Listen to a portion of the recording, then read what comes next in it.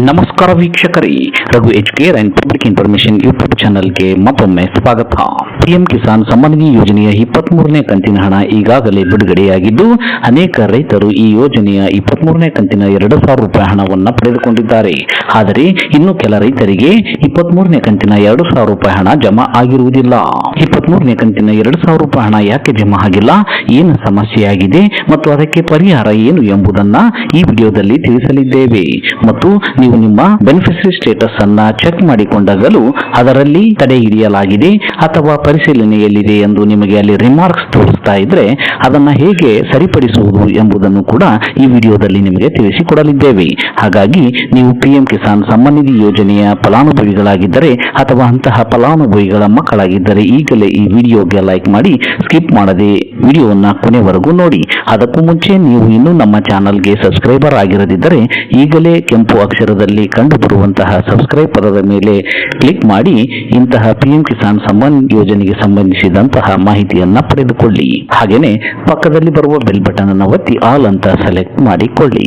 ಬನ್ನಿ ಮಾಹಿತಿ ಏನೆಂದು ತಿಳಿಯೋಣ. ಹೌದು ಸ್ನೇಹಿತರೆ, ಪ್ರಧಾನಮಂತ್ರಿ ಕಿಸಾನ್ ಸಮ್ಮಾನ್ ನಿಧಿ ಯೋಜನೆಯ 23ನೇ ಕಂತು ಬಿಡುಗಡೆಯಾಗಿದೆ. ಆದರೆ ಅನೇಕ ರೈತರು ತಮ್ಮ ಖಾತೆಯಲ್ಲಿ 23ನೇ ಕಂತಿನ 2,000 ರೂಪಾಯಿ ಹಣವನ್ನ ಪಡೆದಿಲ್ಲ. ಇದಕ್ಕೆ ಅನೇಕ ಕಾರಣಗಳಿದ್ದು, ರೈತರು ತಮ್ಮ ಬೆನಿಫಿಷರಿ ಸ್ಟೇಟಸ್ ಅನ್ನ ಪರಿಶೀಲಿಸಿದಾಗ ಆ ಪೋರ್ಟಲ್ ನಲ್ಲಿ ಸ್ಥಿತಿಯು ತಡೆ ಹಿಡಿಯಲಾಗಿದೆ ಅಥವಾ ಪರಿಶೀಲಿಸಲಾಗುತ್ತಿದೆ ಎಂದು ಸ್ಟೇಟಸ್ ನಲ್ಲಿ ತೋರಿಸಿದ್ದರೆ ಏನೋ ತಪ್ಪಾಗಿದೆ ಎಂದು ಅರ್ಥ ಮಾಡಿಕೊಳ್ಳಬೇಕು. ಸಮಸ್ಯೆ ಏನು ಮತ್ತು ಅದನ್ನು ಹೇಗೆ ಪರಿಹರಿಸುವುದು ಎಂಬುದರ ಕುರಿತು ಈಗ ತಿಳಿಯೋಣ. ಹೌದು, ಪ್ರಧಾನಮಂತ್ರಿ ಕಿಸಾನ್ ಸಮ್ಮಾನ್ ನಿಧಿ ಯೋಜನೆಯ 23ನೇ ಕಂತು ಬಿಡುಗಡೆಯಾದ ನಂತರ ಲಕ್ಷಾಂತರ ರೈತರು ತಮ್ಮ ಖಾತೆಗಳಲ್ಲಿ 2,000 ರೂಪಾಯಿಗಳನ್ನು ಪಡೆದಿದ್ದರೂ ಗಮನಾರ್ಹ ಸಂಖ್ಯೆಯ ರೈತರು ಇನ್ನೂ ತಮ್ಮ ಕಂತನ್ನ ಪಡೆದಿರುವುದಿಲ್ಲ. ನಿಮ್ಮ ಖಾತೆಗೆ ಹಣ ಬಂದಿಲ್ಲದಿದ್ದರೆ ಮತ್ತು ನೀವು ಪಿಎಂ ಕಿಸಾನ್ ಪೋರ್ಟಲ್ ನಲ್ಲಿ ನಿಮ್ಮ ಸ್ಥಿತಿಯನ್ನ ಪರಿಶೀಲಿಸಿದಾಗ ಅದರಲ್ಲಿ ಸ್ಟೇಟಸ್ ನಲ್ಲಿ ತಡೆ ಹಿಡಿಯಲಾಗಿದೆ ಅಥವಾ ಪರಿಶೀಲನೆಯಲ್ಲಿದೆ ಅಥವಾ ಅರ್ಹತೆ ಪರಿಶೀಲನೆಯಲ್ಲಿದೆ ಎಂದು ತೋರಿಸುತ್ತಿದ್ದರೆ ಅದನ್ನು ನೀವು ನಿರ್ಲಕ್ಷಿಸಬಾರದು. ಅದಕ್ಕಾಗಿ ನೀವು ಅಗತ್ಯ ಕಾರ್ಯವಿಧಾನಗಳನ್ನ ಸಮಯಕ್ಕೆ ಸರಿಯಾಗಿ ಪೂರ್ಣಗೊಳಿಸಲು ವಿಫಲವಾದರೆ ಈ ಕಂತು ಮಾತ್ರವಲ್ಲದೆ ಮುಂದಿನ ಎಲ್ಲಾ ಕಂತುಗಳು ಕೂಡ ನಿಮಗೆ ಬರದೇ ಇರಬಹುದು. ಹಾಗಾಗಿ ಇದನ್ನು ನಿರ್ಲಕ್ಷ್ಯ ಮಾಡದೆ ನೀವು ಈ ಸಮಸ್ಯೆಯನ್ನ ಸರಿಪಡಿಸಿಕೊಳ್ಳುವುದು ಬಹಳ ಉತ್ತಮ. ಈ ಸಮಸ್ಯೆಯನ್ನ ಬಗೆಹರಿಸುವುದಕ್ಕಾಗಿ ನೀವು ಪಿಎಂ ಕಿಸಾನ್ ಸಮ್ಮಾನ್ ನಿಧಿ ಯೋಜನೆಯ ಅಧಿಕೃತ ಪೋರ್ಟಲ್ಗೆ ಭೇಟಿ ನೀಡಿ ಅಲ್ಲಿ ಫಾರ್ಮರ್ಸ್ ಕಾರ್ನರ್ ನಲ್ಲಿ ಕಂಡು ಬರುವಂತಹ ಬೆನಿಫಿಷರಿ ಸ್ಟೇಟಸ್ ಅನ್ನುವಂತಹ ಆಯ್ಕೆ ಮೇಲೆ ಕ್ಲಿಕ್ ಮಾಡಬೇಕು. ಆಗ ಅಲ್ಲಿ ನಿಮ್ಮ ಸ್ಥಿತಿಯನ್ನ ತೋರಿಸುತ್ತದೆ. ಅಲ್ಲಿ ತೆರೆದುಕೊಳ್ಳುವ ಪುಟದಲ್ಲಿ ನೀವು ನಿಮ್ಮ ಸ್ಥಿತಿಯನ್ನ ಪರಿಶೀಲಿಸಬೇಕು. ನಿಮ್ಮ ಸ್ಥಿತಿಯ ಟ್ಯಾಬ್ ನಲ್ಲಿ ತಡೆ ಹಿಡಿಯಲಾಗಿದೆ, ಪರಿಶೀಲನೆಯಲ್ಲಿದೆ ಅಥವಾ ಅರ್ಹತೆ ಪರಿಶೀಲನೆ ಎಂದು ಇದ್ದರೆ ನೀವು ಪ್ರಸ್ತುತ ತನಿಖೆಯಲ್ಲಿ ಇದ್ದೀರಿ ಎಂದರ್ಥ. ಅಂತಹ ಸಂದರ್ಭದಲ್ಲಿ ಸರ್ಕಾರವು ಫಲಾನುಭವಿಯ ಅರ್ಹತೆ, ಫಲಾನುಭವಿಯ ದಾಖಲೆಗಳು ಮತ್ತು ಇತರ ಮಾಹಿತಿಯನ್ನ ಪರಿಶೀಲಿಸುತ್ತಿದೆ ಎಂದರ್ಥ. ಈ ಪ್ರಕ್ರಿಯೆ ಪೂರ್ಣಗೊಳ್ಳುವವರೆಗೂ ಸರ್ಕಾರ 23ನೇ ಕಂತಿನ ಹಣವನ್ನು ನಿಮಗೆ ಬಿಡುಗಡೆ ಮಾಡುವುದಿಲ್ಲ. ಇದಷ್ಟೇ ಅಲ್ಲದೆ ಪಿಎಂ ಕಿಸಾನ್ ಕಂತು ವಿಳಂಬವಾಗಲು ಹಲವಾರು ಕಾರಣಗಳು ಇದ್ದಾವೆ. ಸಾಮಾನ್ಯ ಕಾರಣವೆಂದರೆ ಅಪೂರ್ಣ KYC. ಇದಲ್ಲದೆ ಆಧಾರ್ ಅನ್ನು ಬ್ಯಾಂಕ್ ಖಾತೆಗೆ ಲಿಂಕ್ ಮಾಡದಿರುವುದು, ಭೂಮಿಯ ದಾಖಲೆಗಳ ಪರಿಶೀಲನೆ ಬಾಕಿ ಇರುವುದು ಅಥವಾ ಯಾವುದೇ ಇತರ ಅರ್ಹತೆಗೆ ಸಂಬಂಧಿಸಿದ ವಿಚಾರಣೆಯೂ ಸಹ ಈ ಕಂತುಗಳು ನಿಲ್ಲಲಿಕ್ಕೆ ಕಾರಣವಾಗುತ್ತವೆ.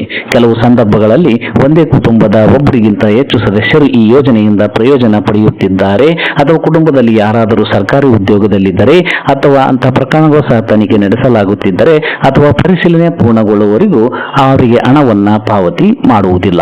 ಹಾಗಾಗಿ ನೀವು ನಿಮ್ಮ ಸ್ಥಿತಿಯನ್ನ ಪರಿಶೀಲನೆಗೆ ಒಳಪಡಿಸಿದಾಗ ನಿಮ್ಮ ಸ್ಟೇಟಸ್ ನಲ್ಲಿ ಈ ರೀತಿ ಕಾಣಿಸಿಕೊಂಡಿದ್ದರೆ ನೀವು ವಿಳಂಬವಿಲ್ಲದೆ ನಿಮ್ಮ ಸಮಸ್ಯೆಯನ್ನ ಸರಿಪಡಿಸಬೇಕು. ಮೊದಲು ನೀವು KYC ಅನ್ನ ಪರಿಶೀಲಿಸಿ, ನಂತರ KYC ಬಾಕಿ ಇದ್ದರೆ ಪಿಎಂ ಕಿಸಾನ್ ಪೋರ್ಟಲ್ ನಲ್ಲಿ OTP ಆಧಾರಿತ KYC ಅನ್ನ ಪೂರ್ಣಗೊಳಿಸಿ.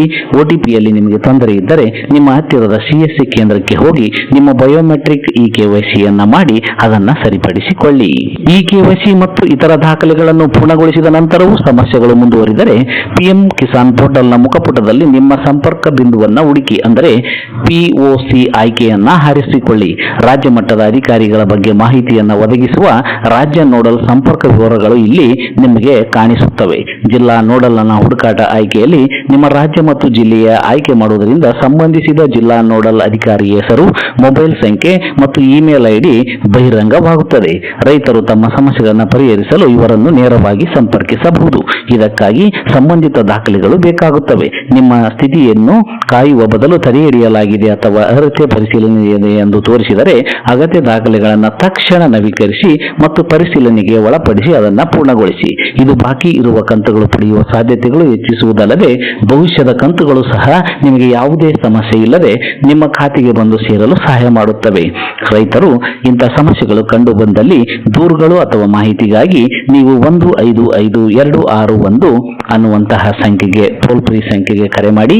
ಅದೇ ರೀತಿ 1800115526 ಅಥವಾ 01123381092 ಇದಕ್ಕೆ ಕರೆ ಮಾಡುವ ಮೂಲಕ ಸಂಬಂಧಿಸಿದ ಅಧಿಕಾರಿಯನ್ನ ಸಂಪರ್ಕಿಸಬಹುದು ಮತ್ತು ನಿಮ್ಮ ಸಮಸ್ಯೆಯನ್ನ ಪರಿಹರಿಸಿಕೊಳ್ಳಬಹುದು. ಫೋನ್ ಇಲ್ಲ ಅಂದ್ರೂ ಕೂಡ ನೀವು ಇಮೇಲ್ ಮೂಲಕವೂ ಕೂಡ ನಿಮ್ಮ ಸಮಸ್ಯೆಯನ್ನ pmkisan-ict@gov.in ಇಮೇಲ್ಗೆ ಇಮೇಲ್ ಮಾಡುವುದರ ಮೂಲಕ ನೀವು ನಿಮ್ಮ ಸಮಸ್ಯೆಯನ್ನ ಬಗೆಹರಿಸಿಕೊಳ್ಳಬಹುದು. ಇದಿಷ್ಟು ಇವತ್ತಿನ ಪ್ರಮುಖ ಮಾಹಿತಿಯಾಗಿದ್ದು, ಆದಷ್ಟು ಈ ಮಾಹಿತಿಯನ್ನ ಎಲ್ಲಾ ರೈತ ಬಾಂಧವರಿಗೆ ತಲುಪುವವರೆಗೂ ಫೇಸ್ಬುಕ್ ಮತ್ತು ವಾಟ್ಸ್ಆಪ್ ಗ್ರೂಪ್ಗಳ ಮೂಲಕ ಮರೆಯದೆ ಶೇರ್ ಮಾಡಿ. ಈ ವಿಡಿಯೋವನ್ನು ಕೊನೆವರೆಗೂ ನೋಡಿದ್ದಕ್ಕೆ ಧನ್ಯವಾದಗಳು. Thanks for watching this video. Please subscribe for more videos. If you like this video, click the like buttons and give your comments.